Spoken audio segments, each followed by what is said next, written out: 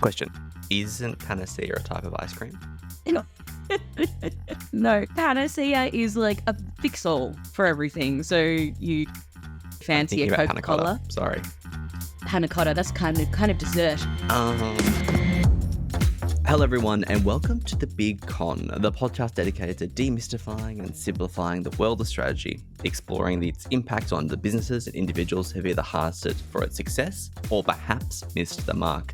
My name is Dale, big business nerd and content aficionado, and I'm Emily, Harvard degree candidate. We are bringing you in on The Con, sharing valuable lessons from both the failures and triumphs of those who've come before us. And listeners, welcome to Season 3. Emily, welcome to Season 3. How exciting. I'm ready to go. Exactly. No one thought we'd make it, except my mum. So thanks, Mum. Appreciate that. Oh. Thank you to all those who've listened to the last few seasons, the individuals who came up to me in a pub or at a party, and then in a really surprised tone said, "You guys you're not too bad actually." So kind. Which really, it's a bit of a backhanded compliment, but hey, listen, I'll take it. Don't stop there. Continue to spread the word. This podcast is a multi-level marketing scheme. This whole engine is powered on just how good our cult members, listeners, spread the word. Now, Em, I want to take you back to Season 2, the closer, where I thought I'd won a strategy. I said something along the lines of, "Hey, listen, I'm done with this whole thing. I've worked out strategy. It's like 6 things. I was going to hang up the microphone for good," but your response was something along the lines of, "You're wrong," or "Not so much." Nice which try. Is good. Yeah, I tried. Thankfully, it means we're not done with the podcast. In fact, in your comment that there's strategy and everything, I began to look at the world in an entirely new light. Wow, I had a big impact for once. Em, you're a huge influence in my life. I realised there's a whole collection of stories that are rich with strategy. So listeners, for Season 3, there will still be the same excellent case studies that you've loved throughout this season. But we're also going to bring you in on some bite-sized strategy snacks. And we're doing it every week. Well, we're going to try until we burn out. So, yeah. Wish us luck. For that. If you start to hear episodes where we sound a little bit cross-eyed, potentially that's where we're starting to drop off. But we'll give it a red hot crack and try to bring you things that we think are interesting. Because there is strategy in everything, and I think there is. We've also listened to the top strategy advice and the top advice for making a podcast get out there in the world, and it's be consistent. So that's our commitment to you, is to be consistent. Yeah. Again, see above regarding burnout. This season, to get people a bit excited, we're going to be tackling Nike. We're going to be tackling Budweiser. We're tackling Airbnb, Netflix, strikes, robots, Boris Johnson. There is a huge amount of exciting topics that I'm pretty keen to talk about. Yeah, no, I'm so excited. But yeah, we took a bit of a break, didn't we, Dale? Where have you been? What's you been up to? I had a second kid. Yeah, it's fine. Congratulations. To be honest, the second one. Thank you. She's excellent. She's growing, which is what you want at this stage. The second one is a lot easier. I imagine, to go back to the roots of our podcast, it's kind of like learning from her first failed business, that's my dog. My dog is my first failed business. He's the one who's on Prozac. My other 2 kids are doing a lot better. I've learned some lessons from that first one, and they're doing a lot better. Oh, poor Nelson. And where have you been, Em? It's what I'm calling your hot Harvard summer. You're over in the States. Yeah, what was going on? I went over to Boston and did a little bit of learning. Most of my degree does that undersell it? A little bit of learning? Yeah, probably. Most of my degree has been online, so by distance. I've got to do a couple of subjects on campus, which was a really fun experience. Did the whole dorm thing and ate in the food halls, but yeah, there was a lot of work. There was like 16 hours a day of study, and you try to explore Boston, but you don't really get that much time because it's just 3 weeks of go, and it's like taking an entire semester course in 3 weeks at Harvard. So it was pretty intense. Yeah. And your living situation was, listen, I'm a man of creature comforts. Yeah.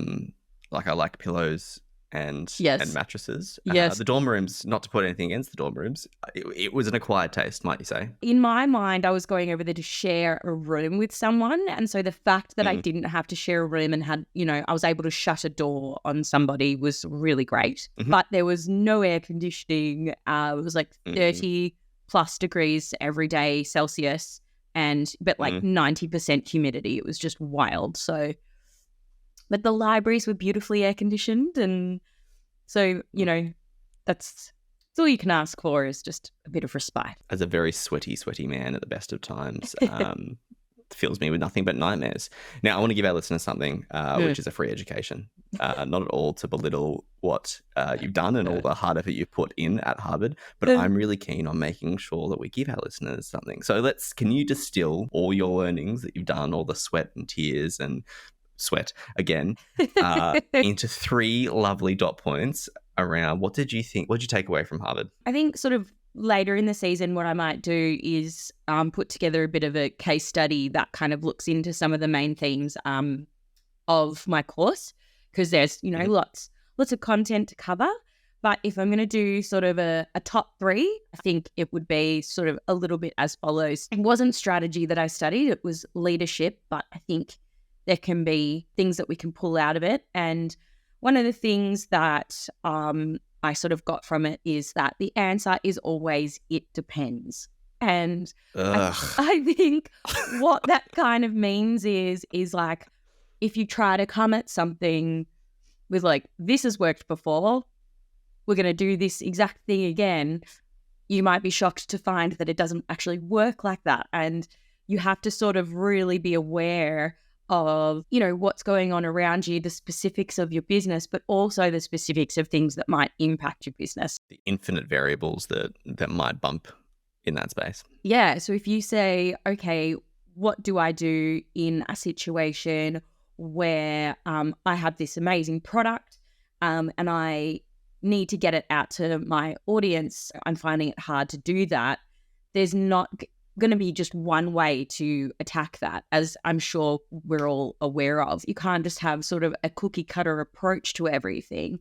And I think that sort of leads really well into sort of the second piece, is that models are helpful, but they're not a panacea. Question. Yes. Isn't panacea a type of ice cream? No. Panacea is like a fix-all for everything. So so like my partner calls my panacea Coca-Cola, because whenever I'm feeling a little bit under the weather, I just really fancy a Coca-Cola. Sorry. Panna cotta, that's kind of dessert. Go on. So like models and frameworks are really great to use. So like being able to revert back to something that can help guide your strategy, or use dot points to sort of work towards coming up with a strategy, but they're not the be all end all. They're not just something that you just apply it and then you'll be able to fix whatever it is. You have to use that it depends mentality, and you have to really immerse yourself and be aware of your business and all the things that impact it. So strategy really is a full-time job, and being able to go back to those frameworks. Like, Dale, do you use frameworks and models in your workplace? I do, but I think I've agreed that they're not a panna cotta or a panacea, and recognize that they're not even, I wouldn't even call them foundational. I think it's the bit post-foundation. It's kind of like, yeah, this is how I'm approaching this thing, but I know that I'm going to have to leave that at the door quite quickly, because you're going to introduce something which are incredibly variable, which is humans. Yeah. And as much as you want every human to do the right thing, even at an aggregate, that's not going to be true. And that's where the models start to fall behind. So I think for me, that may be a good way to look at models, is that they may be good for your own internalized thinking. Yeah. And so there's good mental models to apply from yourself. But as soon as you start to use them with other people and increase the variables, that's when you start to go, okay, well, listen, I need to adapt that model, adapt my thinking, or leave it behind and know when this is no longer serving me. One model I'm really like is something called the Delphi method, which is a model in which, in a leadership environment, sometimes the person with the loudest voice and the person who speaks the most confident is the person that someone's going to listen to, or a group may listen to, which may not actually serve an ultimate project. Yes. And so an approach I like to take in some of the way in which to group source information Mm. is to make sure that all the opinions are surfaced at a similar time. And so at a simplest form, I might hide all the answers on a piece of paper and we put them in the middle of the table and then we read them out in general, versus having someone who's very loud and confident. That model works brilliantly. Yes. Based on certain amount of thinking, until you bring people in who are like, listen, I'm still not someone who's prepared to think very quickly on the fly in that environment. So again, you're bringing in variables and you need to really consider those in everything you kind of do. 100%. And I think they're a good crutch in terms of like, if you are overwhelmed and you don't really know how to take the first step forward in your sort of process, they're awesome to go back to. And like, there are a million models and a million frameworks for a reason, because they provide us with some sort of sense of control in a place that they feel like you have no control. They are really beneficial for that. But, always having your eyes open and understanding that they're not going to, just put a Band-Aid. They're not a fix-all. Yeah, they're not. Yeah. You can't just put a Band-Aid over it and hope that it's all right. To go back to your Coca-Cola definition, Coca-Cola, excellent for a hangover. Other things, health conscious, etc., etc. Exactly. Or when your stomach's feeling a bit nauseous or something. Like, I like Coca-Cola if I've been on a long drive and I feel a bit queasy. Perfect. When I get a cold, it's not really great, is it? No.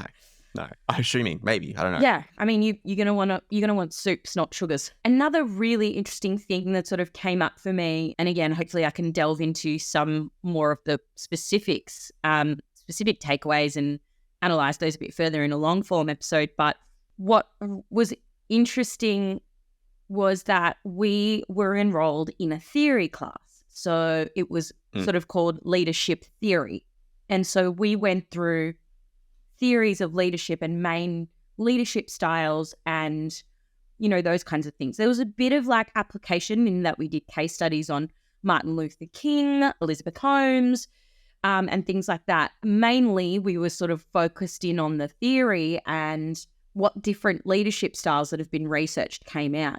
And interestingly, there was a few complaints in the classroom around direct application and sort of how can you, if you're just focused on theory, can you actually really be getting as much out of it without looking at that direct application, which I thought was an interesting thing to raise. However, we did enroll in a theory course, so the expectation for me was that it would be about theory. And one of the reasons why I chose to study by distance is that I can work at the same time. And I think that the classroom is for learning these frameworks and models and theories and looking a little bit at how others have put things into practice and how it looks in the real world, which, I find very interesting. But because I'm working at the same time, and while I was studying over at Harvard, I was still working at Melbourne Uni, and I was able to apply some of those theories that I was learning in the classroom immediately. If I had my time again to do my master's again, I would still do it by distance and still work, because I think that I've gotten a lot more out of it by having theory in the classroom and then being able to take those theories and apply them directly and see whether they work or not in the workplace. That's a ripping insight. I'm going to reveal my cards a little bit, and I work in a tertiary education sector, and so I'm revealing a little bit of bias here, but I'm very much someone who loves all podcasts and media and content on startup and that culture around the amazing Mark Zuckerberg who drops out of university and starts up Meta. And there's a lot of mentality around don't go do an MBA, go and learn and how to do a business. I don't have an answer for what's appropriate yet. No. I think you've got a lot of people who have done MBAs and are very rich and successful individuals, and you've got people obviously who've dropped out and not gone the traditional route, which is going to tertiary education and doing that. And I think what you're talking about is probably the balance. Yeah. And for me, that's just betting on multiple horses to you increase your odds in terms of still being in touch with what you're doing, so you can understand where to apply that application, and also studying theory and knowing what theory is. Yes. I think there's an interesting link between theory and case studies and your first comment around the it depends. Yes. There's so many people in verticals, maybe it might be e-commerce, who have a cookie cutter model and go, cool, this is fine. I'm just going to replicate this and again and again and again. And it works until it doesn't. And it goes back to your second point excellently around models and case studies. They're helpful, but they're not a panacea. Yeah. Which is a word I've learned today. So.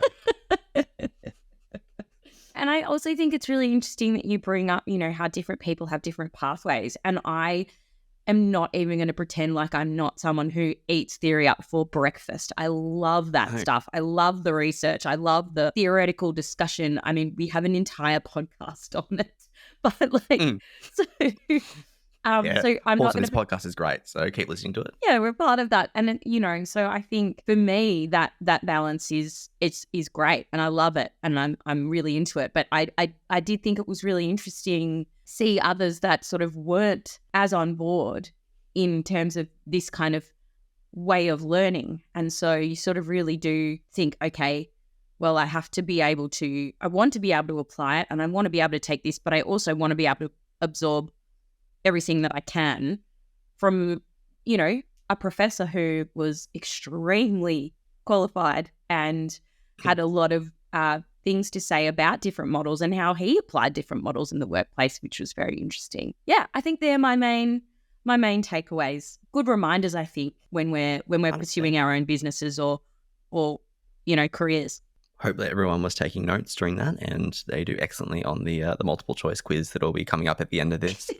So listeners, there you have it. You understand a little bit more of the con, and hopefully you understand the difference between a lovely dairy product now and the word panacea in the future. If you haven't already, please subscribe to the Big Con Podcast. It not only supports us, but it means you get all the latest episodes straight to your device. Do not keep all the fun to yourself either. Share the con around. Your mother, your aunt, your best friend's brother. Tell them to check us out on all their favourite podcast apps. For any further details, head over to our website, thebigconsultingagency.com, and sign up for the mailing list. Big bye for now. Season 3, we're off. Can't wait. Watch. Let's go.